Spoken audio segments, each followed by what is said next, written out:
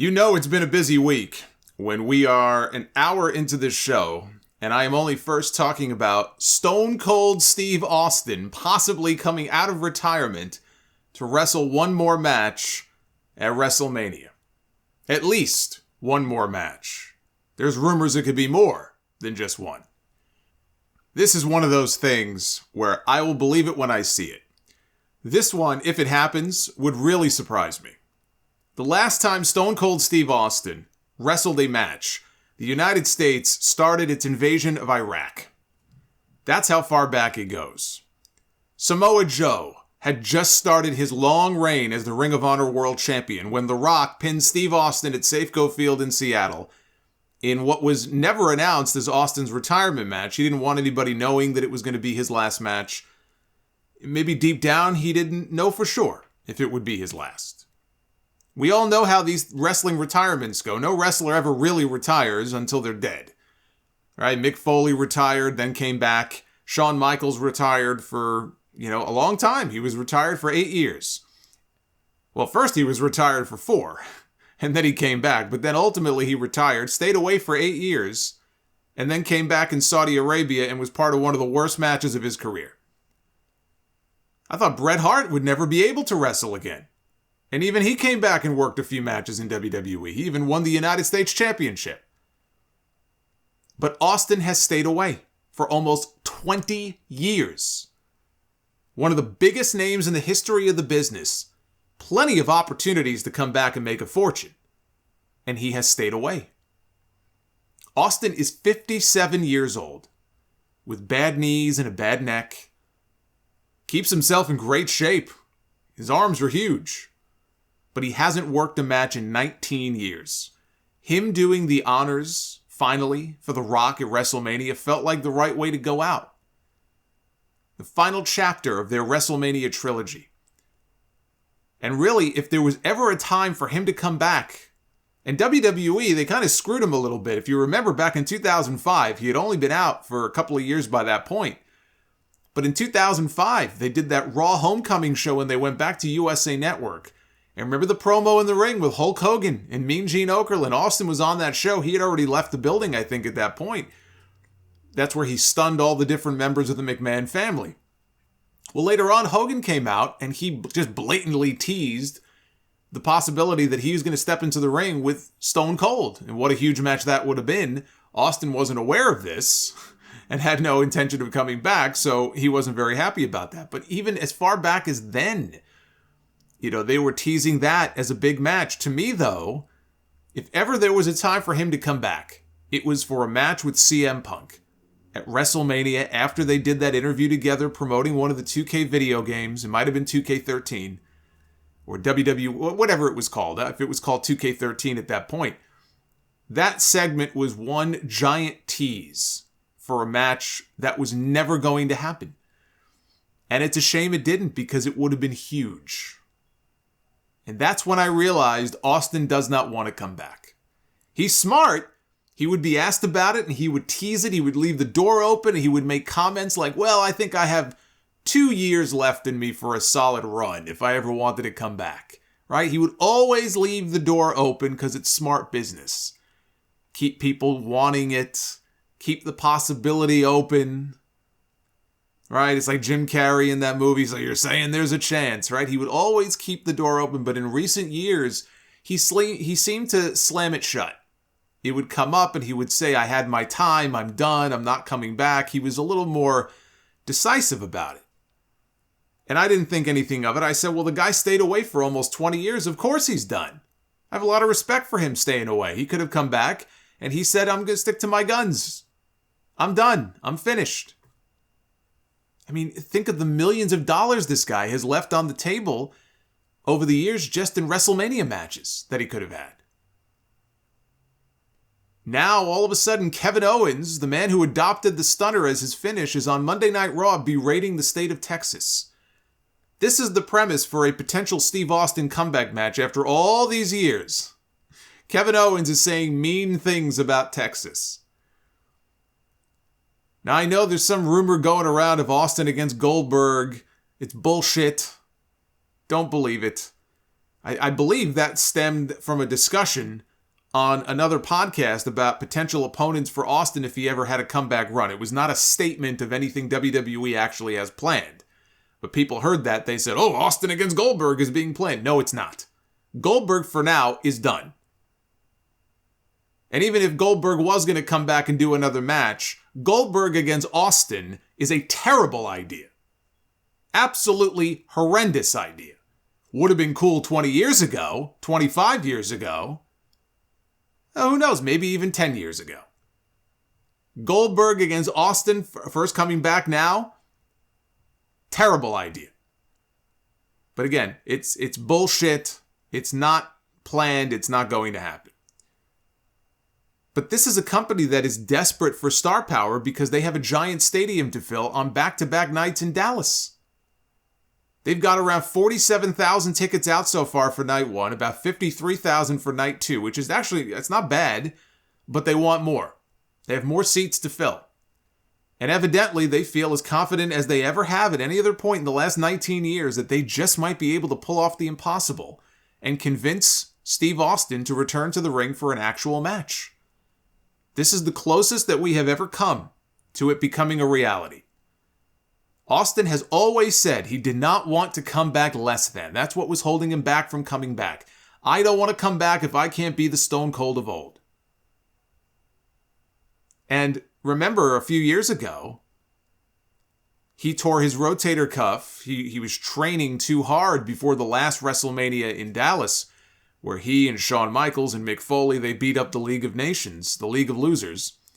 And he had to have surgery after the show. He said his bicep was also barely hanging on by a thread. And that was just from a training injury, training for that one segment. It wasn't even a match. But he's always said that. I don't want to come back less than.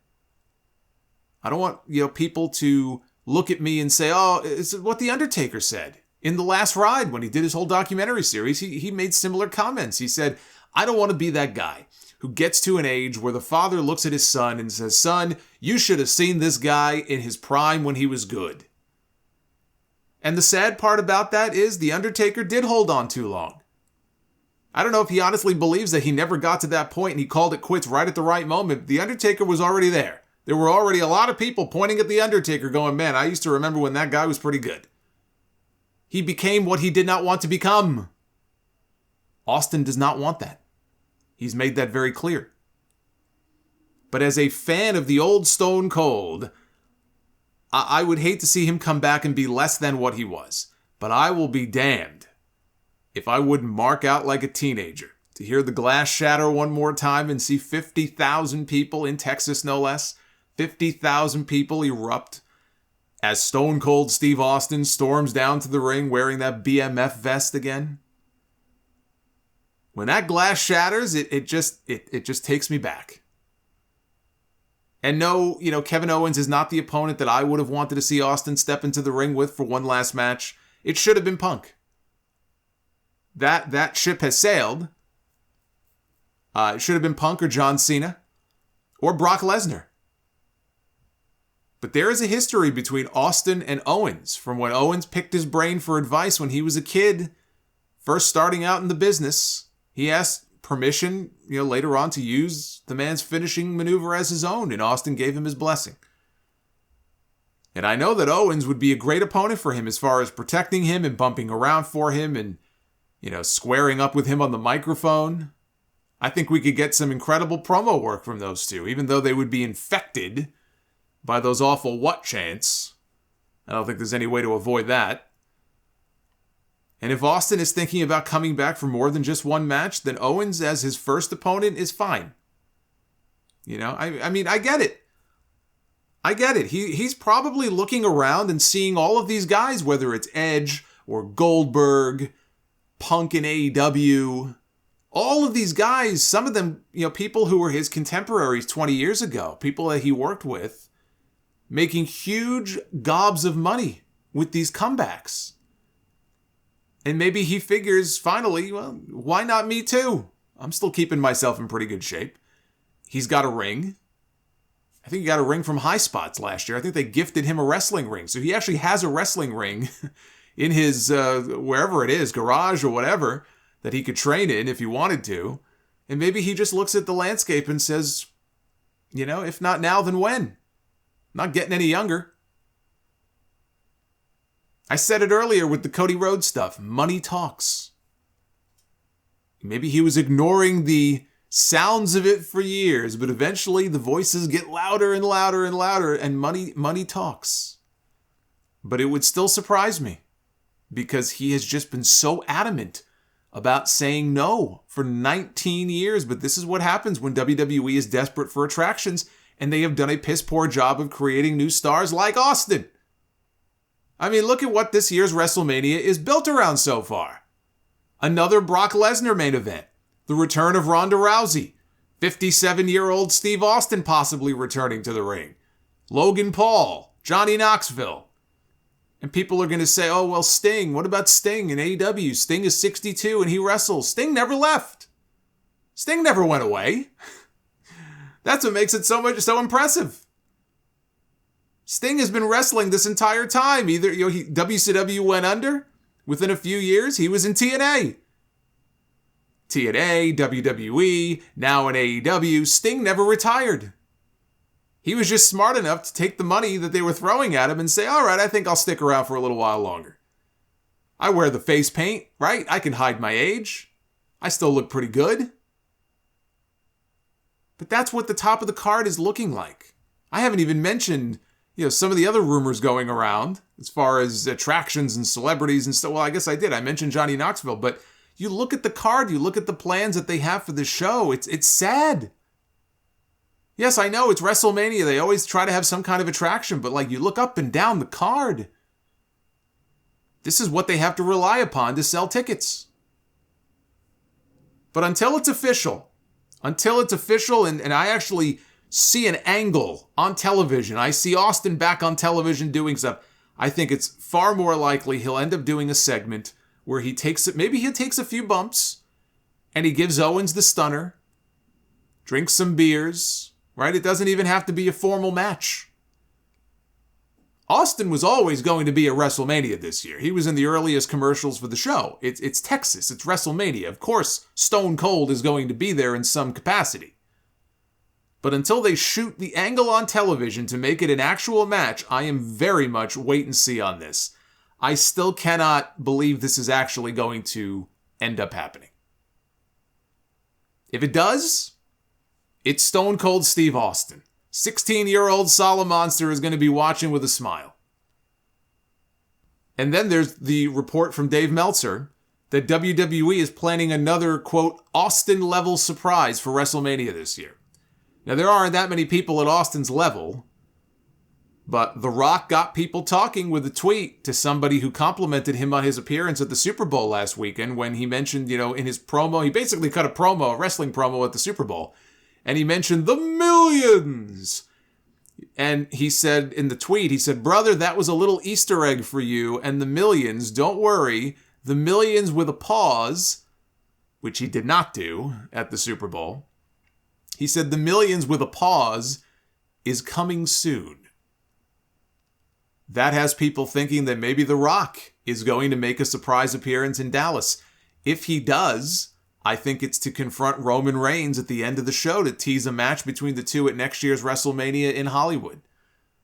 I mean, we've been hearing about this for months.